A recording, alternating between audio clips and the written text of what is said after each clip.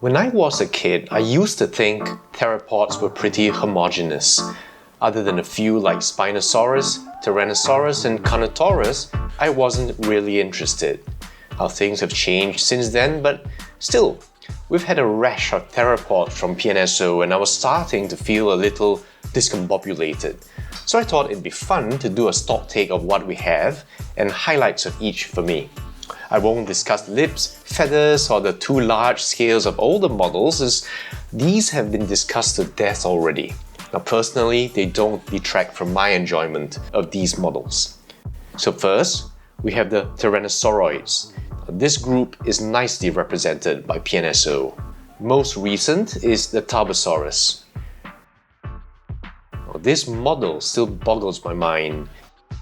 And there's something very authoritative about its tubbiness and heft. I like that it's got enough detail to differentiate it from Tyrannosaurus. These tiny arms are really such an important part of this genus. The colour is really somber and a nice departure from Pnso's usual, and I hope this trend of more colour palettes continues. It's about 1 to 35th scale. The Utyrannus. Now such a significant tyrannosaur, adding so much to that feathered versus non-feathered debate. Pnso's really proven here they can render feathers if they wanted to, and I look forward to more feathered dinosaurs from them. The coloration is just icing on the cake. I just love the shades of browns here. Now this is 1 to 30th to 1 to 35th scale. Then we have the Pnsosaurus. Now Pinocchio Rex here is a nice one to have for tyrannosaur diversity, being a good example of a longirostrine tyrannosaur.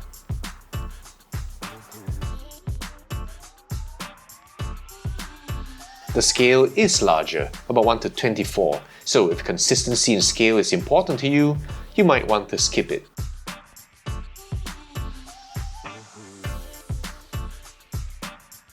To round it out, we have of course the T-Rex, still one of my favorites. Despite all the criticisms about it, when it came out, it was a breakthrough that brought together a nice balance of scientific accuracy, sensible speculation, with an awesome sculpt, and I'm very happy with it still. You might hate it if you can't overlook the larger than scale scales, or the lack of lips or feathers.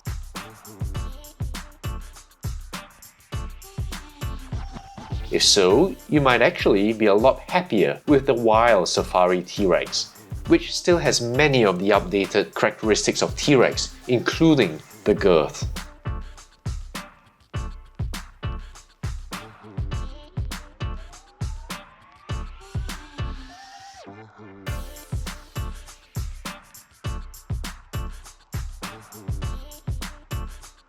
Now this Pnso is in 1 to 35th scale.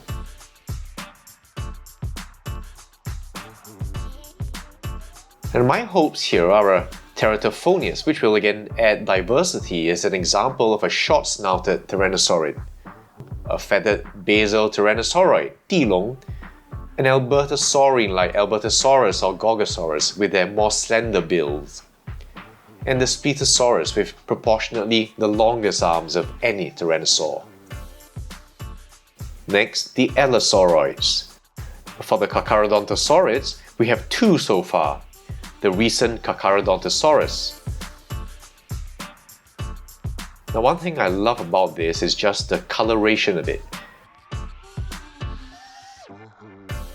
There's something about the blend of two complementary colors, red and green, into a very gentle mix that I find very appealing. The gentle accents of the stripes here are also very nice, in addition to of course the usual sculpt quality. But this one for me stands out because of the coloration. Now this is in the 1 to 34th to 1 to 40th scale.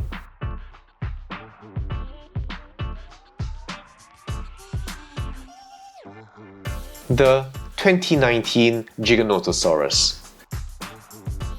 What a beautiful piece this is, very nicely detailed. You see the texturing, the color blends here in the flank,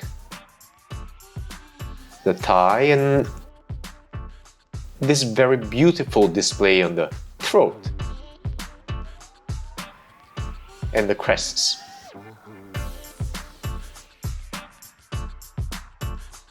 And shockingly, this Pnso has lips. Now, this model was the first indication I had of Pnso's engineering, because look how far forward the CG seems to want to go, and you'd never think this would balance, but it does. At least on most surfaces. But just in case, it has this very nice base. Now, bases lend stability and allow for more dynamic poses. And although Pnso states 1 to 35, I'd say this is more 1 to 30 to 1 to 32 scale. As you can see, he's quite a bit bigger than the Eofauna, Giganotosaurus.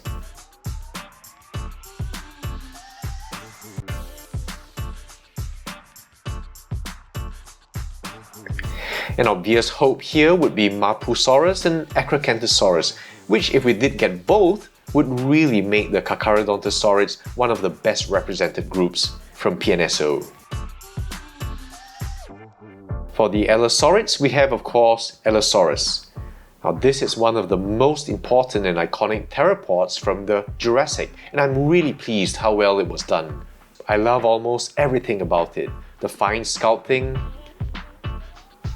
a look at the fineness of the scales in the face.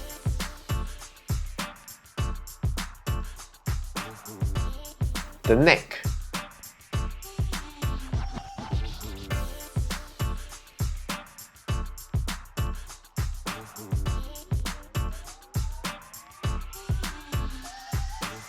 And the color in the body. The transition into red in the tail.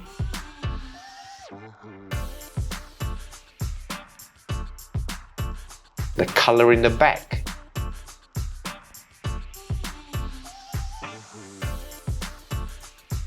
The blue eyes.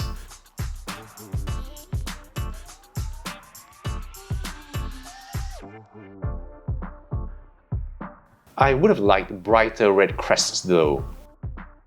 And of course, it's got nice talking points as to whether this is Gemetsini or Fragilis. My paleontologist friends have a real field day for this. Me, I'll just call it SP and go to bed happy. For Gemetsini, this would be about 1 to 32 scale, and for Fragilis, it would be 1 to 35 scale. For the Metriacanthosaurids, Pnso has in fact done a Yongchun or a Yangchuansaurus, but I don't have it. So much for the Allosauroids. Then for the Megalosauroids.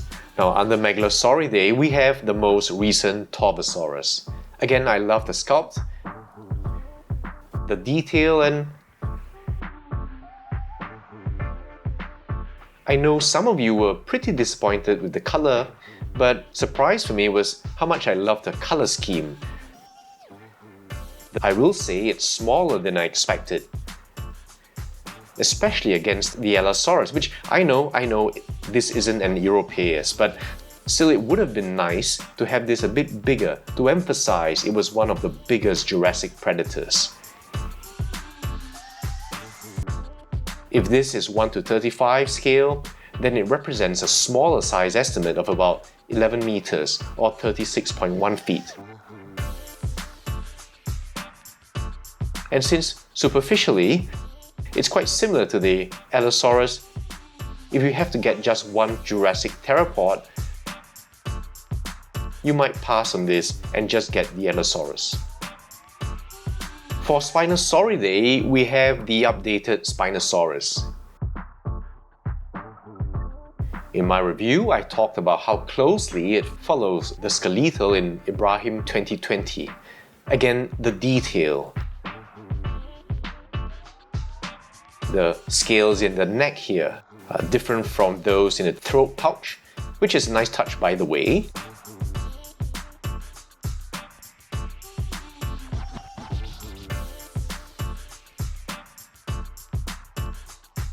And look at how naturally these osteoderms, scutes, just blend into the body.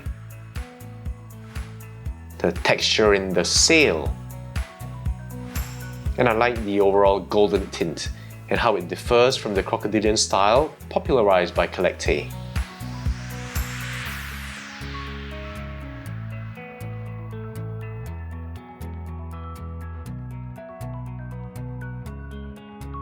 It's a little underwhelming in size, about 1 to 50 of scale if it represents a 15 meter or 50 foot adult.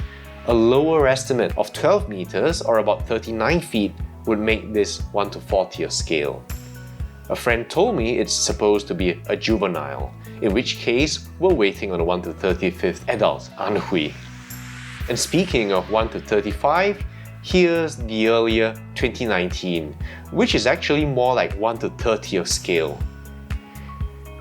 I mean, look at this size difference here, right?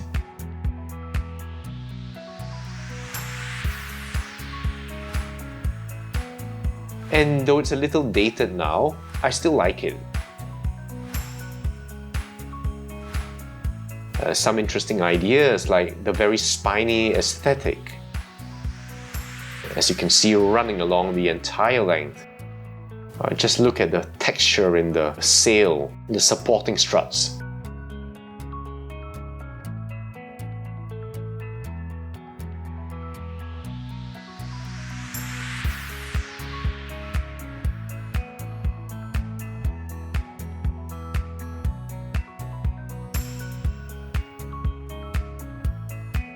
I find these webbed feet very interesting.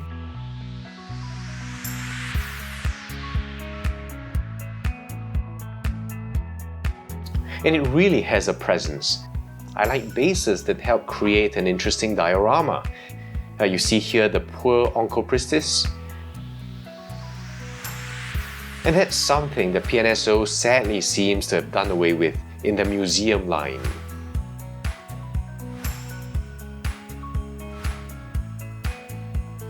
Hopes for this group are Suchomimus and Baryonyx, and I know some of you would like an Ichthyovenator too. Under the Ceratosaurs, we have the Obelisarid Carnotaurus, my favorite dinosaur. Now this is one of my favorite representations of it. I love the form of the arms, something so often done wrong.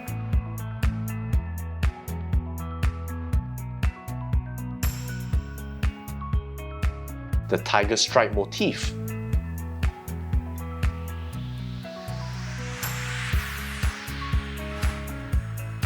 And also the reconstruction of the head.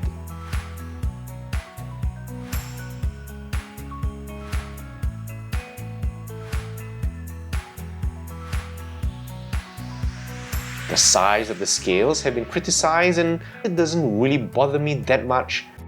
What does bother me is a lack of volume where the caudofemoralis should go, which, as we know, was especially impressive in this dinosaur. And it should actually extend a bit lower here. Other than that, I'm really happy with this one. Also 1 to 35th scale. Under the Ceratosaurids, we do have the large Pnso Ceratosaurus.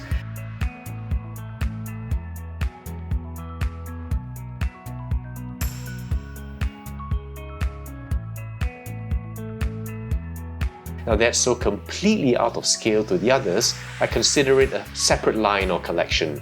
I'd really like 1 to 35th scale Ceratosaurus to join the Allosaurus and Torvosaurus to round out my top 3 Jurassic predators. There are of course other theropod groups that haven't been covered by Pnso in this style. For example, the Dilophosaurids, from which we really must have a Dilophosaurus. The Dinochirids like Dinochirus, the ornithomimids like Gallimimus, and the Therizinosaurs like Therizinosaurus and Beipiaosaurus. Some of you want some Megaraptors too, like Australovenator, Fukuiraptor and Megaraptor. Of course, I really want to see what Pnso can do with the many Raptorans. They've done a Microraptor, but I like Deinonychus, Velociraptor and Utahraptor, bearing in mind of course that for many of these, if Pnso were to do them, they'll likely not scale to 1:35. Now, some closing remarks in response to questions I've received. Generally, I love what Pnso's done so far. Sometimes their anatomical dimensions and proportions, for example the Tarbosaurus, look a little suspect. When that happens, I write to paleontologists, preferably experts on the particular genus or at least the clade. And when I don't get a hold of them, then I write to my friends who are also paleontologists, though not so famous. And so far, except for a couple of non-responses, they've been really generous with input and haven't flagged out anything too egregious. So in general, I'm quite satisfied. The complaint of scale size, Pnso's acted upon, as you can see, starting with the Parasaurolophus. For the color scheme of brown or rust red with stripes, Pnso has noted this. Now, some of the painting on their teeth have been rather sloppy, and I hope the QC here can be improved. The lack of lips is a common complaint, but as we've seen in the Giganotosaurus, they could if they wanted to. It would be great if the feet were made more solid and less prone to warping, although that might add to weight and hence shipping prices. And speaking of prices, they've generally increased for sure. I understand why from a business standpoint, given the continuous improvements to sculpting, quality and even inflation, some of which isn't due to transitory factors. There has to be a profit margin. I do hope, however, that the increase in prices can be kept minimal because Pnso obviously intends children to enjoy these. If they start to get into the collector range of prices, it will simply not be as affordable to parents. The other thing is maybe make things a bit more obvious as to why one figure is more expensive than the other, even, for example, if it's a smaller figure. I know that causes some confusion. So here's the parade of Pnso theropods. Although I've miraculously managed to keep most standing with minimal use of stands, for long-term display, you definitely have to use them as they will warp in time. It makes for such a stunning display and contrary to what I thought as a kid, really gives a sense of the variety in theropods. So I hope you've enjoyed this quick recap of the Pnso theropods and have a good week ahead, guys.